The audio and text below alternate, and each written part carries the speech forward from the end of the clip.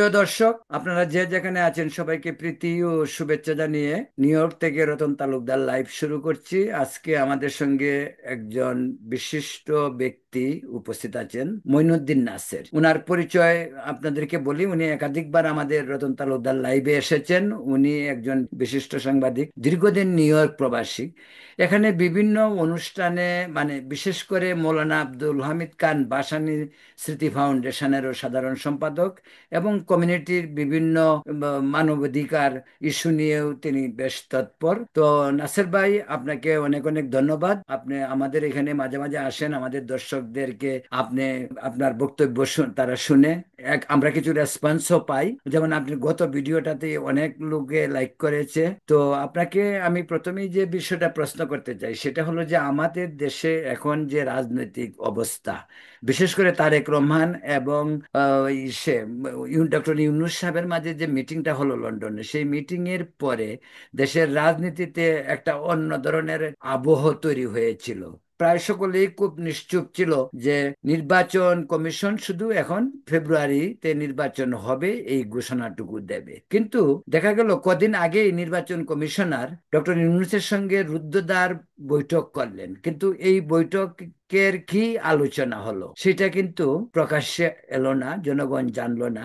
এমনকি বিএনপিও কিন্তু সেটা হিসেব করেছে। বিএনপির সালাউদ্দিন সাহেব বলেছে যে জনগণ জানতে চায় ডক্টর ইউনূস এবং নির্বাচন কমিশনের মাঝে কি আলোচনা হলো। এই প্রসঙ্গটা আপনি একটু বলতে পারেন যে কি বিষয়। ধন্যবাদ আমাকে আপনার অনুষ্ঠানে আপনার কথা বলার সুযোগ দেওয়ার জন্য এবং এই আপনার প্রশ্ন রাখার জন্য।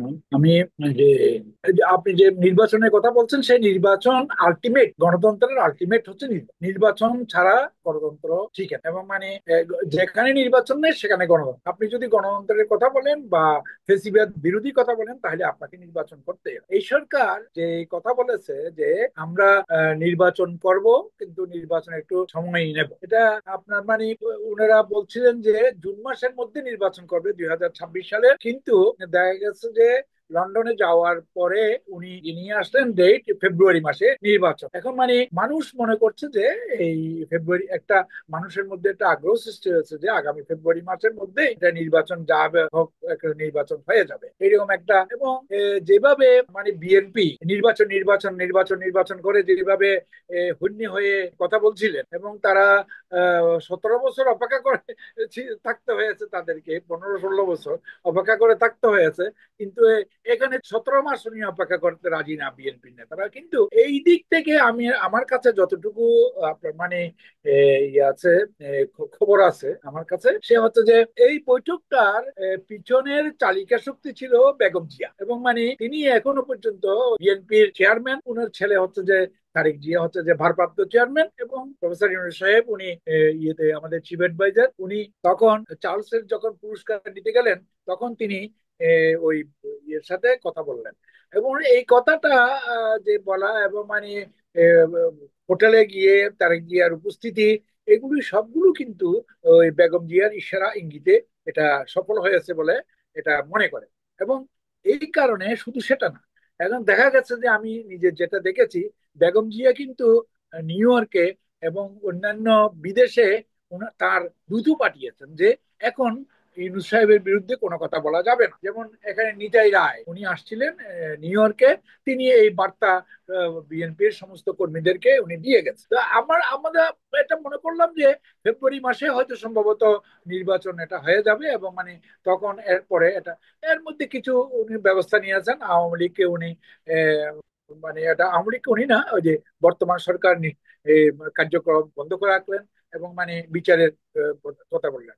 আজকে এ, এ, অনেকেই আওয়ামী লীগের অনেকেই মনে করে যে আসলে তো বিচার, এই সমস্ত বিচার হয় না।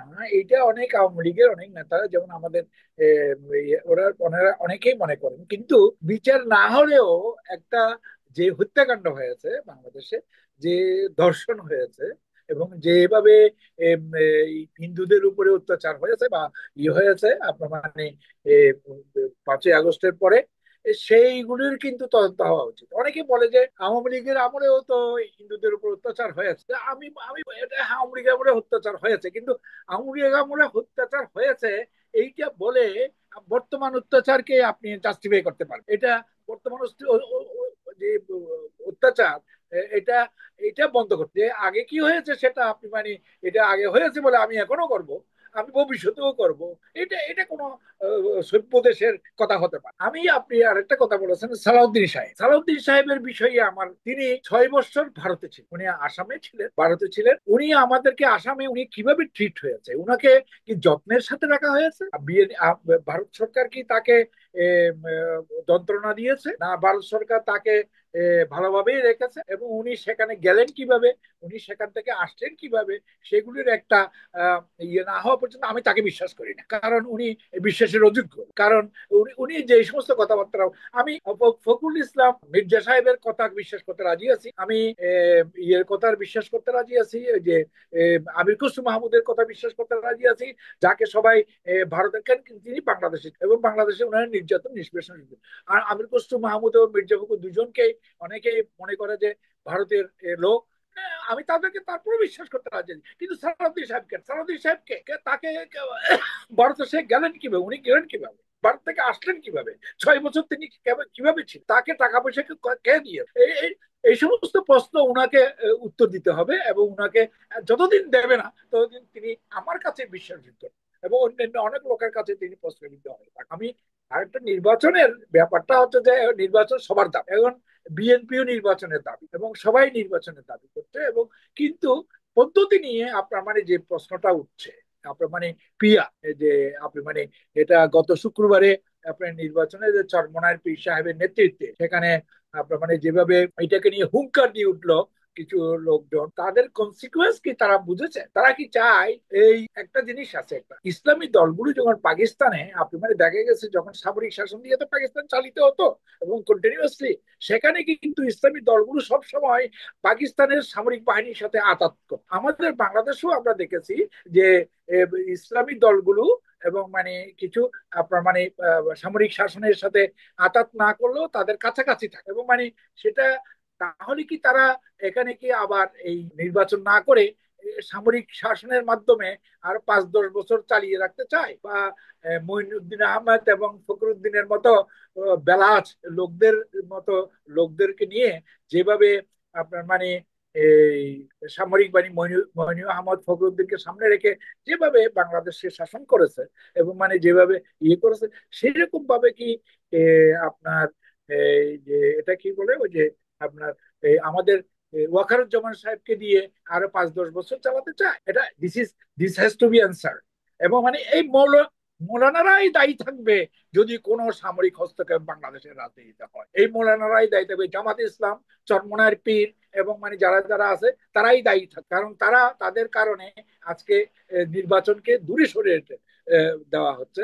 এই নির্বাচন দূরে রেখে বাংলাদেশে স্থিতিশীলতা আসবে না, এটা হচ্ছে যে আমার কথা। হ্যাঁ, কিন্তু এখানে একটা কথা আপনাকে বলি নাসির ভাই, আপনি তো আপনার বাংলাদেশেও আপনার দীর্ঘ সাংবাদিকতার জীবন, আপনি ইতিহাসটা ভালো জানেন, বিশেষ করে আমাদের গত 54 বছরের ইতিহাস আপনি জানেন। এর আগে তিনবার 90 এরশাদ পতনের পর তিনবার কিন্তু আমাদের তত্ত্বাবধায়ক সরকার ছিল, যদি এখনের সরকার হলো অন্তর্বর্তীকালীন সরকার। সেই তত্ত্বাবধায়ক সরকারগুলি যদি 90 দিনের মাথায় অবাধ সুষ্ঠু নির্বাচন করতে পারে, তাহলে আজকে ডক্টর ইউনূসের সরকারের আজকে প্রায় 1 বছর 11 মাস হয়ে গেল, তারা কেন নির্বাচন করতে পারতেছে না? এইখানে একটা বেসিক ব্যাপার আছে। এই এই তত্ত্বাবধায়ক সরকার বা অন্তর্বর্তীকালীন সরকার আগের সরকারের মধ্যে ডিফারেন্স। হ্যাঁ, ডিফারেন্স। আগের সরকারগুলো একটা পদ্ধতিকে সামনে রেখেই আপনার মানে ক্ষমতায় দেওয়া হয়। তবে আগের তত্ত্বাবধায়ক সরকারগুলি বা অন্তর্বর্তীকালীন সরকারগুলোকে রাজনৈতিক দল ক্ষমতায় বসিয়ে, কিন্তু এই সরকারকে কোন রাজনৈতিক দল ক্ষমতায় বসায় নাই। এই সরকার কোনো সামনে কোনো এটা ইয়েও ছিল না, এই যে কোনো পদ্ধতিগত কোনো ব্যাপারও ছিল না, যে কারণে এই সরকারের সাথে আগের সরকারগুলোর তুলনা করা ঠিক হবে না। বাট এই সরকারের উচিত তারা কতদূর যেতে পারে, কতটুকু করতে পারে, কিভাবে তাদের ম্যান্ডেট, এটা ম্যান্ডেট না থাকলেও ম্যান্ডেটের অরবিটটা কতটুকু হওয়া এটা তাদেরকে, এই অরবিটটা তাদেরকে নির্ধারণ, যখন প্রথম ক্ষমতায় আসে তখন তাদেরকে অরবিটটা নির্ধারণ করা উচিত ছিল। আর তারা নিজে নির্ধারণ না করলেও তখন যে রাজনৈতিক দলগুলোকে নিয়ে বসে তাদের অরবিটটা একটা ফাউন্ডেশন দেওয়া উচিত ছিল। সেই ফাউন্ডেশন না দেওয়ার কারণেই আজকে এই সমস্ত প্রশ্নগুলি উঠছে। এই তত্ত্বাবধায়ক সরকারের আমি আগেও অনেকবার অনেক আলোচনাতে বলেছি, এই তত্ত্বাবধায়ক সরকার কিন্তু রাজনৈতিক সরকার নয়। এই তত্ত্বাবধায়ক সরকার রাজনীতি বুঝে না।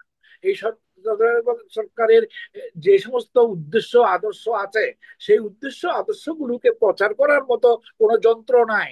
যন্ত্র হচ্ছে মেশিন, মেশিন হচ্ছে যে মানুষ, মানুষই হচ্ছে যে রাজনীতির মেশিন, এবং মানুষই হচ্ছে রাজনীতিকে নিয়ন্ত্রণ করে, এবং রাজনৈতিক মেশিন হচ্ছে মানুষ। এরকম কোনো মানুষ বা কোনো কারিগর নাই যে এই সরকার কি বুঝতে চায়, কি বুঝাতে চায়, কি করতে চায়, সেটাকে ই করার মতো কোনো রাজনৈতিক মানে রাজনৈতিক কোনো মেশিন নাই। সে মেশিন না থাকার কারণে এই সরকার বেসিক্যালি প্রতি পদে পদে ভুল করে, প্রতি পদে পদে। এবং এই সরকার সবচেয়ে বড় ভুল করছে, এই সরকার এই দেশের মানুষের মানসিকতাকে বিশ্লেষণ করার ক্ষেত্রে ভুল করে। যেমন পরবর্তীকালে হয়তো আমি আরো বলতে পারি, কিন্তু এই এই যে এই সরকারের উচিত তার অরবিটকে নির্ধারণ করে এগিয়ে দেয়, অথবা তারা কার মাধ্যমে কার ইয়ে নিয়ে পরামর্শ নিয়ে তারা এই কাজগুলি করছে সেটা করা উচিত। যেমন অনেকেই মনে করে আপনি মানে এই সরকার ক্ষমতায় আসছে, এই সরকার ক্ষমতায় আসার পিছনে মার্কিন যুক্তরাষ্ট্রের হাত রয়েছে। হ্যাঁ, এই সরকার যদি ক্ষমতায় আসার জন্য মার্কিন যুক্তরাষ্ট্রের হাত রয়েছে, তাহলে তারা বলুক যে আমরা মার্কিন যুক্তরাষ্ট্রের ইয়ে নিয়ে আমরা এসেছি এবং তারা আমাদেরকে হেল্প করেছে, তারা এইটুকু চায়। ওকে, আচ্ছা, আপনি বলেন না, বলেন না, কোনো দরকার নাই, বলার কোনো ইয়ে নাই, তবে আপনারা এক্সপ্লেনেশন দেন, আপনারা বিশ্লেষণ করে দেন। আপনারা বলতে হবে না যে আমরা মার্কিন যুক্তরাষ্ট্রের সরকার সমর্থিত সরকার, সেটা বলার দরকার নেই, কিন্তু আপনি বিশ্লেষণ করে দেন যে আপনি কি করতে চান, কোথায় নিয়ে যেতে, কিভাবে মানুষগুলোকে করতে চান। আপনি কি এই যে শুক্রবারে যে সমাবেশ, এবং তারা যে মানবাধিক হারে, এটা বহু আগে চর্চা হয়ে গেছে ফেরদৌস কুরাইশি সাহেবের ফর্মুলায়। ফেরদৌস কুরাইশি সাহেব মারা গেছে, এবং উনি প্রথম দিকে আমাদেরকে নিয়ে বসতেন। ফেরদৌস কুরাইশি সাহেব ইনি একজন বাংলাদেশের অত্যন্ত বুদ্ধিমান রাজনীতিক ছিলেন, যদিও উনি বড় পার্টি করেন নাই, বড় দল করেন নাই, বিএনপির সাথে একসময় যুক্ত ছিলেন, কিন্তু তারই এটা ফর্মুলা অনেক প্রতি। কিন্তু উনি প্রথমে চর্চা করে পরে উনি বাদ দিয়ে দিয়েছেন, তিনি বলছেন এটা এখানে হবে না। পরে চর্চা করে কিছু, তারপরে এখন এনারা আবার নতুন করে নামছে। এখন মানে ওনাদের ওনারা তো এটা স্বীকারও করেন না কার কাছ থেকে তারা এটা ধার করে। এটা এত বড় অসভ্য, এরা যারা এই জিনিসগুলি বলছে, তারা তারা করেন না আপনার মানে যে কার কাছ থেকে তারা জিনিসটা ধার করেছে তার নামও উল্লেখ। এবং এটা তো অরিজিনালি বাংলাদেশের মধ্যে প্রথমে বলেছিল ফেরদৌস আহমদ কুরাইশ, যে আনুপাতিক উনি চর্চা করে উনি শেষ করে দিয়ে গেছেন। উনি বলছেন যে এটা এখানে খাবে না, এটা হবে না। আপনার মানে এখন আপনি মানে তো আপনি আমি আগেও বলেছি যে বাংলাদেশে যদি আপনি কোনো নির্বাচন পদ্ধতি বদলাতে চান, আপনি মানে কনস্টিটিউশন বাতিল করতে, কনস্টিটিউশন আপনাকে বাতিল, কনস্টিটিউশন বাতিল করার কথা বলেন, তাহলে আমরা সেটা অনেকটা সহজ হবে যে কনস্টিটিউশন বাতিল করে আমরা নতুন ভাবে কনস্টিটিউশন ফ্রেম করব, তারপরে আমরা নির্বাচন দিব ওই কনস্টিটিউশনের আন্ডারে। সেটা বলি, সেটা তো করতেছেন। আপনারা যেটা করতেছেন সেটা হচ্ছে যে যাতে 10 বছর নির্বাচিত সরকার ক্ষমতায় থাকে এবং আপনারা হালুয়া লুটির ভাগ নিতে। তাহলে কি এখানে একটা প্রশ্ন আসে, যে সেই প্রশ্নটা হলো যে তাহলে একধারে বিএনপির সঙ্গে আলোচনা আর একধারে ওই ধরনের স্বপ্ন যে আমি 5 বছর 10 বছর ক্ষমতায় থাকবো। তো ডক্টর ইউনূস সাহেবের আশেপাশে যারা লোকজন, আপনি কি মনে করেন যে ডক্টর ইউনূস সাহেবের সঙ্গে তাদের কোনো যেমন প্রেস সচিবের কথাই বলুন বা আপনি আলী রিয়াজের কথাই বলুন, যে এই সমস্ত লোকজনের সঙ্গে কি ডক্টর ইউনূসের সাথে ইউনূস যা চিন্তা করেন, কথা বলেন, এইগুলির প্রতিফলন ঘটে আপনার মনে হয় যে ওদের ওদের কথাবার্তায়? আমি আমার এই কথাটা অনেকটা মনে হবে যে আমি আগের কথা থেকে সরে আসছি। যেমন এই আলী রিয়াজ সাহেবকে, উনি হচ্ছে কমিশনের একটা কর্মকর্তা, উনাকে যে কোনো সময় সরিয়ে দেওয়া যায়। শফিকুল আলমকে, উনি কোনো উপদেষ্টা না, উনি ওদের প্রেস সচিব, এবং মানে ওনাকে উনি করেন ওনাকে। কিন্তু ব্যাপারটা হচ্ছে যে আলী রিয়াজ বা শফিকুল আলম, ব্যাপারটা হচ্ছে যে ইউনূস সাহেবের আশেপাশে যে উপদেষ্টারা আছে, সেই উপদেষ্টারাই সিদ্ধান্ত নেয় যে তাদেরকে বুঝতে হবে বা তাদেরকে তারা কি করতে চায়, তারা তাদের তাদের যে করার ক্ষমতা কতটুকু, বা তারা কার কথা। যেমন মানে ইউনূস সাহেব আজকে যদি ফেব্রুয়ারি মাসে নির্বাচনের কথা বলেছে।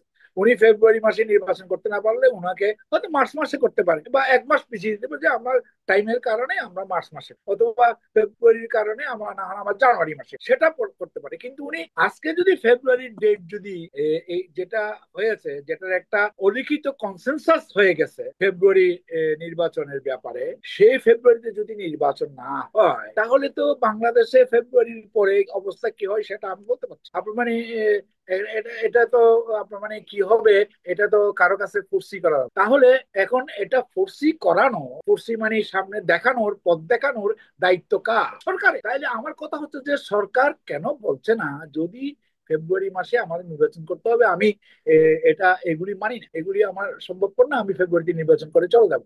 হয় সেটা বলো, নতুবা বলো যে আমি এটা, এরা নতুন ভাবে দাবি তুলছে, এই দাবি আমি আমাকে ইয়ে করতে হবে, এই দাবি আমাকে মানতে হবে, এই দাবি আমাকে বিচার বিবেচনা করতে হবে। তাইলে করুন। মানে আর আর একটা জিনিস হচ্ছে, আপনার মানে তদবির করে উপদেষ্টা হওয়া। আমি জানি না কেউ তদবির করে উপদেষ্টা হয়েছে কি, কিন্তু আপনার মানে তদবির করে আলী রিয়াজ সাহেব কিন্তু ওইখানে গেছে, এটা আমি জানি। উনি এখান থেকে দৌড়ে চলে এর গেছেন। আগের থেকে ওনার সঙ্গে আমার মনে হয় ডক্টর ইউনূসের একটা লিঙ্ক ছিল আগের না থেকে। না না না, ডক্টর ইউনুস এই ব্যাপারে, ডক্টর ইউনুসের সাথে আলী রিয়াজের সাথে কোনো, আমি যতটুকু জানি, হুম। পার্সোনালি যতটুকু জানি, তার সাথে কোনো লিঙ্ক ছিল না।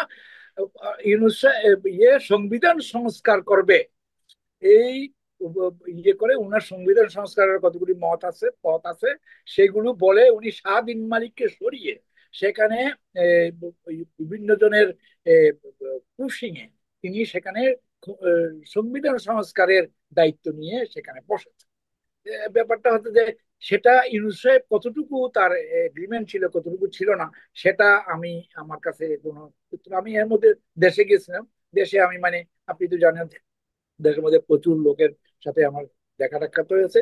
তারা যেভাবে যে তথ্যগুলো আমি পেয়েছি, সেটা ইউনুস সাহেবের সাথে ওনার কোনো ইয়ে ছিল না। তবে ব্যাপারটা হচ্ছে যে ইউনুস সাহেব রাজনীতিকে উনি আত্মস্থ করতে পারেন, বর্তমান রাজনীতিটাকে আত্মস্থ করতে, রাজনীতিটাকে আত্মস্থ করতে গেলে রাজনৈতিক রাজ রাজনীতিকের প্রয়োজন, রাষ্ট্রবিজ্ঞানের প্রয়োজন। রাষ্ট্রবিজ্ঞানী যদি না থাকে সেখানে পাশে, তাহলে ওনার পক্ষে এটা, এটা রাষ্ট্রবিজ্ঞান একটা সায়েন্স, একটা বিজ্ঞান। এটা যেমন মানে আজকালকার পদার্থবিজ্ঞান বিজ্ঞান, আপনার মানে কেমিস্ট্রি বিজ্ঞান, সবকিছু রাষ্ট্রবিজ্ঞান একটা বিজ্ঞান। এই বিজ্ঞানটা যারা চর্চা করেন, এই বিজ্ঞানটা যারা ইয়ে করেন, আপনার মানে আম, লিখেন, পড়েন, বোঝান, এবং সে তারাই কিন্তু হ্যাঁ, যারা গবেষণা করেন সেটা। করেন। হুম। এরাই এরাই পলিটিক্সটাকে, বাংলাদেশের সমাজটাকে বিশ্লেষণ করতে পারে, রাজনীতিটাকে বিশ্লেষণ করতে পারে। মানুষের বাংলাদেশের মানুষ নির্বাচনমুখী, এইটা আপনাকে মানতে হবে। বাংলাদেশের মানুষ সুযোগ পেলে ভোট দেয়, এবং তারা কোনো ভোট ছাড়ে না। আপনি মানে এ- এটা অনেকেই মনে করে যে আপনার মানে এ, এ, অনেকেই মনে করে যে শুধু হিন্দুরা দল বেঁধে ভোট দেয় আওয়ামী লীগকে, শুধু সেটা না, মুসলমানেরাও দল বেঁধে ভোট দেয় যদি তারা সুযোগ পায়। দিস ইজ, এটা এটা এটা আপনি মানে আমরা দেখে আসছি ছোটকাল থেকে। আপনি মানে নির্বাচন 1900, আমরা অনেকেই বলি সাংস্কৃতিক বিপর্যয়, সাংস্কৃতিক কারণে বাংলাদেশ স্বাধীন হয়েছে। নো, বাংলাদেশ স্বাধীন হয়েছে গণতন্ত্রকে হত্যা করেছে বলে পাকিস্তান, গণতন্ত্রকে হত্যা করেছে বলে পাকিস্তানিরা বাংলাদেশ স্বাধীন হয়েছে। যদি গণতন্ত্রকে হত্যা না করতো, বাংলাদেশ স্বাধীন হতো। আচ্ছা, নাসির ভাই, আপনাকে এর অন্য একটা বিষয় বলি। আপনি যে বলছেন যে ইউনূস সাহেব রাজনীতি সম্পর্কে অজ্ঞ, বা রাজনীতির যে যে যে ক্ষেত্র সেটা নিয়ে তার এতটুকু গবেষণা হয়তো নাই, কেন ইকোনমিক্সের সে ছিলেন, ইকোনমিক্স ছিলেন। কিন্তু আপনি জানেন 1/11-এর সময় তিনি কিন্তু রাজনৈতিক দল করতে চেয়ে ব্যর্থ হলেন, কিছুদিন চালিয়েছিলেন। তারপর আবার এখন যে এনসিপি হলো, এই এনসিপি কিন্তু ওনার প্ররোচনাই হয়েছে, উনি তো নিজেই বলছে যে তোমরা একটা রাজনৈতিক দল করতে পারো। তো না না, সেটা তো তারা, উনি তো অ্যাডভাইস করেছে কি করে, কিন্তু আপনার মানে তো আপনি নিজেই বললেন 1/11-এ উনি রাজনীতির দল, সেই রাজনীতির দল কোথায়? হ্যাঁ, সেটা উনি ব্যর্থ হয়েছে, ও সে এবার তো তো ব্যর্থ মানে উনি জানেন না, উনি হ্যাঁ। রাজনীতির দল করতে পারবেন না। উনার উনার ওই বোধ নাই, উনার ওই শক্তি নাই, উনার ওই মেধা নাই, উনার ওই ইয়ে নাই, এই জন্য উনি করতে পারেন না। হ্যাঁ, কিন্তু এটা এখন তো যে প্রমাণিত। এনসিপি এনসিপি আছে, আপনি কি মনে করেন এনসিপির আবার দুইজন ছাত্র আছে উপদেষ্টা পরিষদে, আবার দুইজন বাইরে আসলো, এই যে এনসিপি, আপনি কি মনে করেন যে এতে কি এখন যদি ইউনিট সরকারের অধীনে নির্বাচন হয়, সেই নির্বাচনও কি মানে নিরপেক্ষতার প্রশ্নে উঠতে পারে না? যে যেহেতু উঠতে পারে, উঠতে পারে। আমি এটা তো অস্বীকার করছি না, এই জন্য বলছি যে এই সরকার রাজনীতি বোঝে। ইউনূস সাহেবের পক্ষে রাজনীতি ধারণ করা সম্ভব না। রাজনীতি রাষ্ট্রবিজ্ঞান নিয়ে খেলা ইউনূস সাহেবের কাজ না। এই জন্য উনার একজন রাজনৈতিক উপদেষ্টার দরকার, যাকে মানুষ চিনবে, জানবে। উনি তো একজন উপদেষ্টা, ইয়ে, আজিজ সাহেবকে নিচ্ছেন তার ডিফেন্সের জন্য। ডিফেন্সের জন্য নিয়েছেন, কিন্তু রাজনীতির জন্য কোথায়?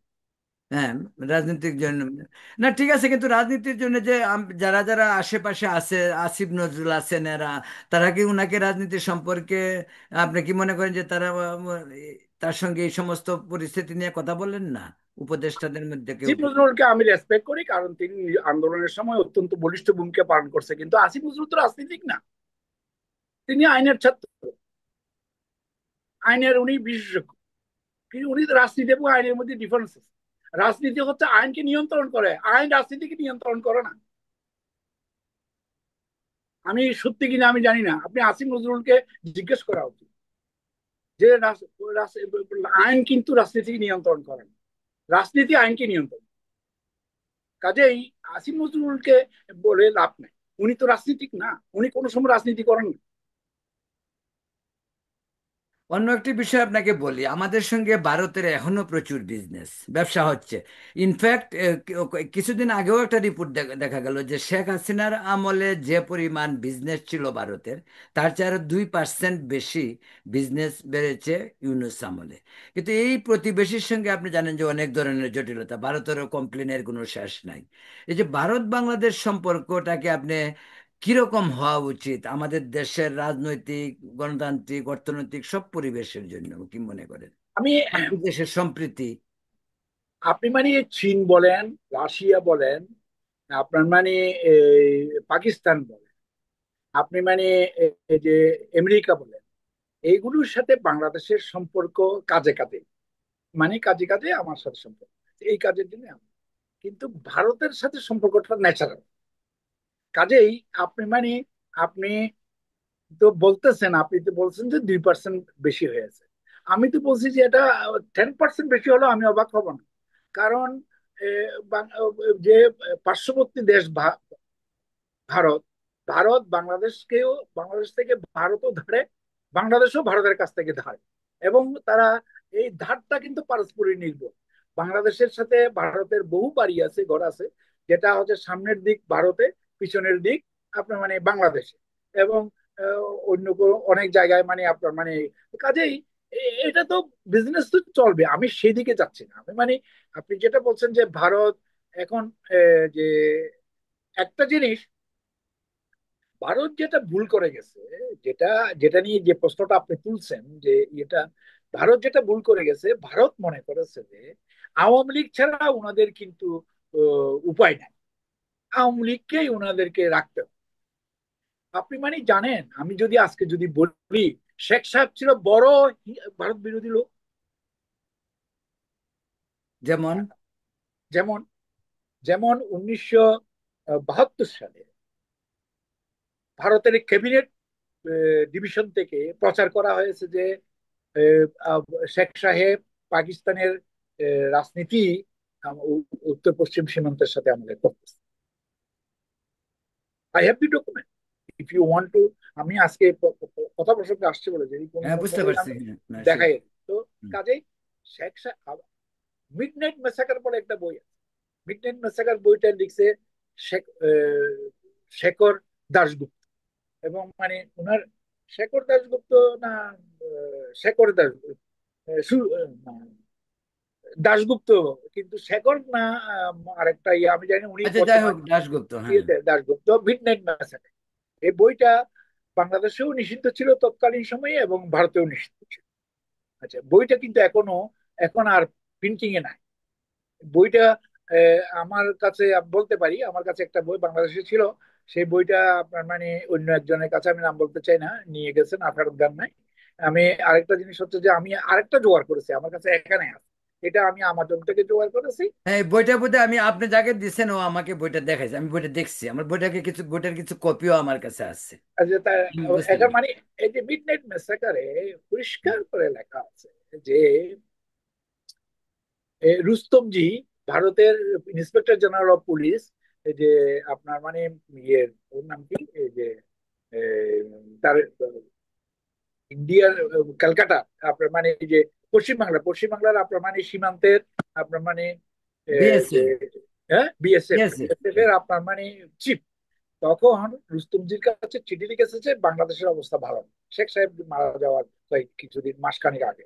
এবং উনি পরপর 19টি চিঠি লিখেছেন, 19টি চিঠি সবগুলো অ্যাড্রেস করা এই রুস্তমজির কাছে, কপি টু আপনার মানে প্রধানমন্ত্রী ইন্দিরা গান্ধী। ইন্দিরা গান্ধী একবার শুধু শেখ সাহেবকে জিজ্ঞেস করে, টেলিফোন করে, এই মিডনাইট মেসাকারের কিন্তু লিখিত ইয়ে, একবার কিন্তু মানে টেলিফোন করে উনি বলেছেন যে তোমার আপনার মানে সবকিছু আপনার সব ঠিক হ্যাঁ। তখন শেখ সাহেব হাইজে উঠে বলছে যে আমার এখানে কে কি করবে, আচ্ছা কি। কিন্তু তার কিছুদিন পরে শেখ সাহেব মারা গেছে। 19টি চিঠি লেখার পরেও ভারত কিন্তু একবারেই শুধু শেখ সাহেবকে এ, সতর্ক করেছে, ইন্দিরা গান্ধী নিজে। আপনার মানে এরপরে আ- বাংলাদেশের, আমি অন্য কোনো কথা বলতে চাই না, কিন্তু এটা যেহেতু প্রকাশিত অনেকেই জানে, আমাদের সময়ে যারা পড়ছে, এই জন্য আমি দিতে পারলাম। এখানে বিষয়টা শেখ সাহেবের এই যে এ, ইন্দিরা গান্ধীর প্রতি তার যে তাচ্ছিল্য, ইন্দিরা গান্ধীর একটা টেলিফোনের যে তার কাছে খুব বেশি একটা মূল্য ছিল না, এইটা হচ্ছে যে তার হিসাব নিকাশ। এবং উনি এ, এটা ওই বইটাই হচ্ছে যে তার প্রমাণ। বিকজ শেখ সাহেব ভারতের ইয়েকে পছন্দ করতেন, যে কারণে তাজউদ্দিন সাহেবের কোনো দাম ছিল না শেখ সাহেব, তাজউদ্দিন আহমদের কোনো দাম ছিল না শেখ সাহেব, যে কারণে এটা এগুলি আপনার আমি এটা ইয়ে করতে চাই না, এটা মানে বেশি আলোচনা করতে চাই না। কারণ আমি শেখ সাহেব আজকে মৃত, শেখ সাহেব আজকে নাই, শেখ সাহেবের কন্যা আজকে ভারত ইয়ে। অথচ বাংলাদেশে এরকম হওয়ার কথা ছিল না, এরকম হওয়ার তো কথা ছিল না। আজকে এইরকম হওয়ার জন্য দায়ী কারা? দায়ী হচ্ছে যে তারাই। আমি মানে এখন কেউ কাউকেও তারা দায়ী করতে পারবে না, কাউকেও দায়ী করতে পারবে না। তারা নিজেরাই দায়ী, অন্য কেউ না। আপনার মানে যেটা বলছেন যে যে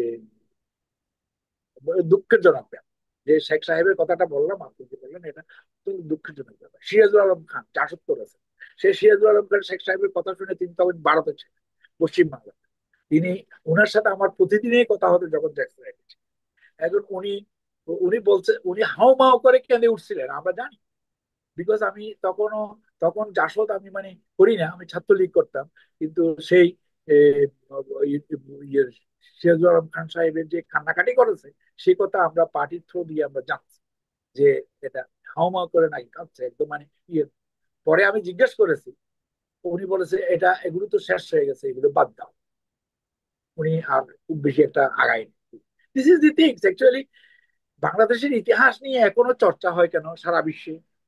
আমাকে একটা জিনিস বলে, আপনাকে আমি একটা প্রশ্ন করছি, বাংলাদেশকে নিয়ে এখনো পর্যন্ত এত বেশি লেখা হয় না, এত বেশি চর্চা হয়।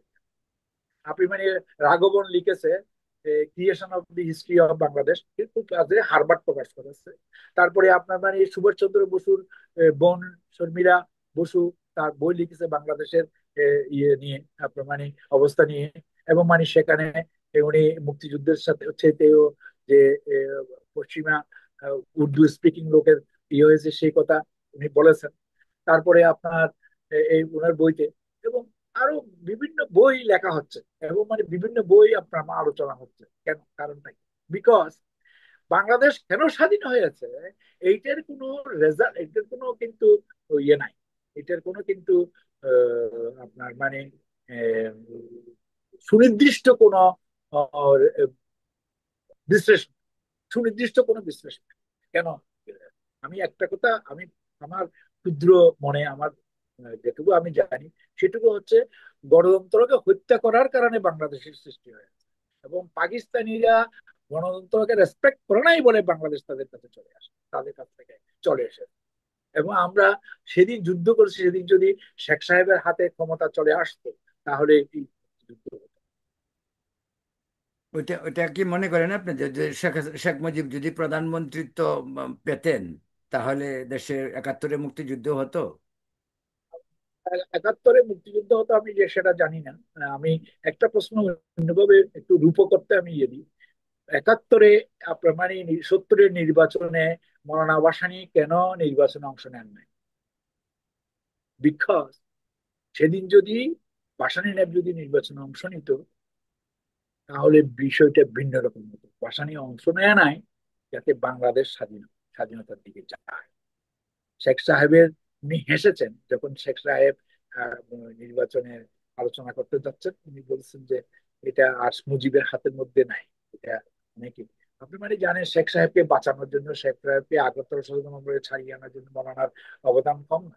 কিন্তু তিনি আহ, তিনি জেনে শুনেই 1970-এর নির্বাচনে অংশগ্রহণ করেন এবং মানে শেখ সাহেবকে কড়া মার দিয়ে, যদি 30টা সিটও যদি বাসায় সেদিন পেত, তাহলে বাংলাদেশ স্বাধীন হতো।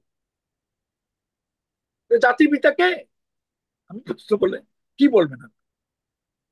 এটা এটা রতন দা, আমি প্রশ্নগুলি করতে চাই না। আমি মানে শুধু এটুকু প্রশ্নটা রেখেই এখানে শেষ করতে চাই।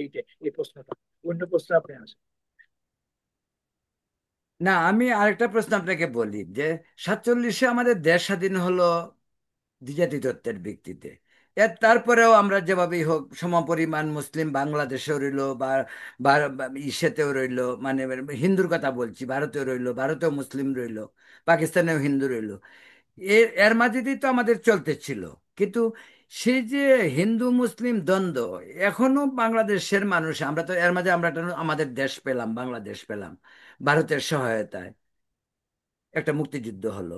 এখনো বাংলাদেশের মানুষের মন থেকে সেই ভারত বিরোধিতা ক্রমবর্ধমান কেন যাচ্ছে না? কেন এখনো আমরা ভারত বিরোধিতাকে এইভাবে আঁকড়ে ধরে আছি?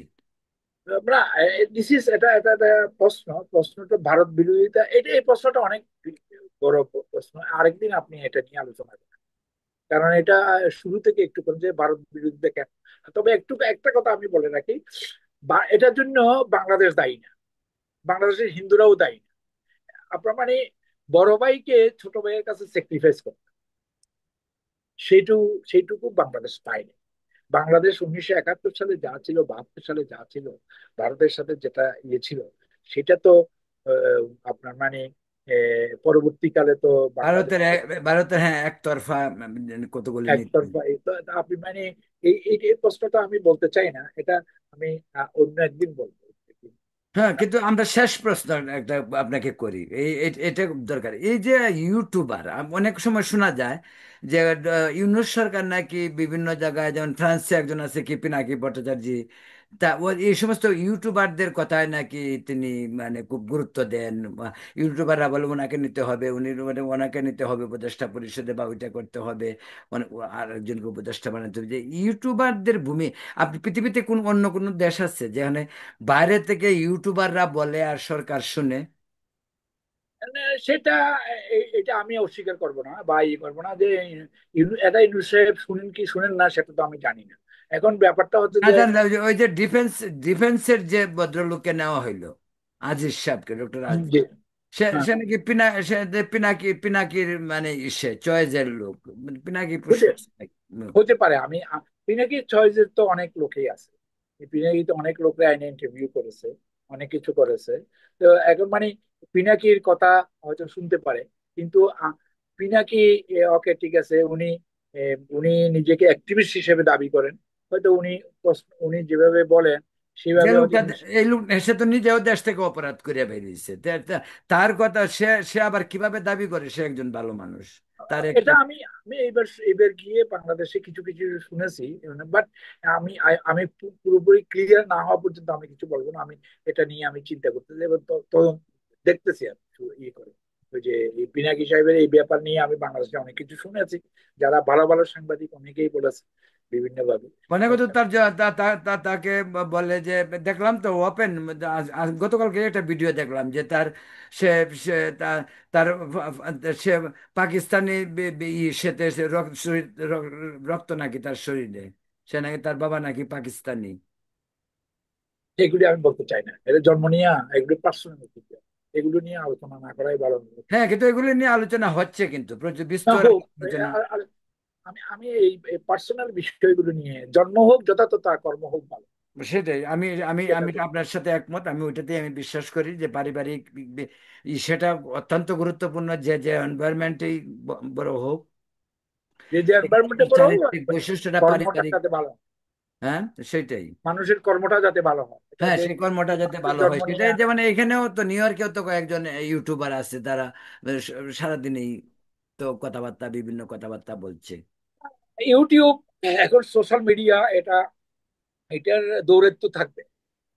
এখন মানে এটাকে ওই সোশ্যাল মিডিয়া দিয়েই এটা কাউন্টার করতে হবে। এখন এই কাউন্টারের একমাত্র পথ হচ্ছে যে জানা, সঠিকভাবে জানা। দ্য পাওয়ার, নলেজ ইজ তো- পাওয়ার, এন্ড হ্যাঁ, সেটাই তো। নলেজ, আপনার তথ্যগুলি জ্ঞান হচ্ছে সত্য যে হতে ক্ষমতা, হবে। Information is power, power is knowledge, মানে এটাই হচ্ছে যে কথা। আপনি মানে তথ্য থাকলে আপনার পাওয়ার আছে, এই পাওয়ার থাকলে আপনার ইনফরমেশন থাকলে আপনার জ্ঞান আছে, জ্ঞান থাকলে আপনার পাওয়ার আছে, ক্ষমতা আছে। হ্যাঁ, হ্যাঁ, সেটাই। কথাটাই, আসলে আমার কথাটা একটু উল্টা হয়ে গেছিল, যে আপনার কাছে তথ্য থাকলে আপনার জ্ঞান আছে, আপনার জ্ঞান থাকলে পাওয়ার। আপনি মানে কাজেই আপনি মানে তথ্য জোগাড় করেন এবং ওইটা দিয়ে এমন ভাবে চ্যালেঞ্জ করবেন যে এটাই সত্যি, তাহলে আর কথা উঠবে না, না। আমার যেটা জেনারেল আইডিয়া থেকে আমার যেটা মনে হয় নাসির ভাই, যে আমাদের সত্য কথা বলা উচিত। মানুষকে বিভ্রান্ত, গুজব এগুলি দিয়ে সাময়িক কি করা যেতে পারে, ধ্বংস করা যেতে পারে অনিবার্য, কিন্তু ধ্বংস না, আমাদেরকে তো দাঁড়াতে হবে, শির সোজা করে দাঁড়াতে হবে, এটাই তো। অবশ্যই। কিন্তু ইউটিউবাররা যে সমস্ত কথাবার্তা বলে, যে অশ্রাব্য ভাষায় গালিগালাজ করে, এগুলি একটু। এগুলো এগুলো তো কোনো তো সাংবাদিকতাও না, এগুলো কোনো মানুষ কিন্তু এগুলো লাইটলি, এইভাবে কথা বললে মানুষ এগুলোকে খুব গুরুত্ব দিয়া নেয় না। এটা লাইটলি, খুব হালকা ভাবে এটাকে মনে করে যে এগুলো ইয়ে। যেমন মানে আমি অনেককে দেখেছি, একদম মা বোন তুলে গালাগালি করতেছে এর মধ্যে। হ্যাঁ, স্বামী স্ত্রীর কি সম্পর্ক, আহ, কার বেডরুমে কি হচ্ছে, that- ওদের পার্সোনাল ব্যাপার, স্বামী স্ত্রী কি সম্পর্ক সেটা তার পার্সোনাল ব্যাপার। এইগুলো তো আপনার মানে আমাকে কোনো ক্ষতি করে না, বা সোশ্যাল এগুলো আসে কেন? এটা মানে এটা হচ্ছে যে সেটাই। খুব কুৎসিত, আপনার মানে কুরুচিপূর্ণ। এগুলো আমি নাসির ভাই আপনাকে, কাটাতে চাই। সেটাই নাসির ভাই, আপনাকে অনেক অনেক ধন্যবাদ। আজকে আমাদের রতন তালুকদার লাইভে ছিলেন, আপনি অনেক কথাবার্তা বলেন যেগুলি অনেকেই খুব পছন্দ, আমি অনেক কমেন্টও পাই এই সমস্ত ব্যাপারে। তো আপনি ভালো থাকবেন। আজকে আমরা এখানেই শেষ করব। শুভ আপনাকে ধন্যবাদ অনেক, আপনার আমাকে আনার জন্য, বিশেষভাবে আপনার আমাকে আনার জন্য, এবং মানে আমাকে বিশেষভাবে করার জন্য ধন্যবাদ। পরে আর ধন্যবাদ নাসির ভাই, থ্যাংক ইউ ভেরি মাচ। ভালো থাকবেন।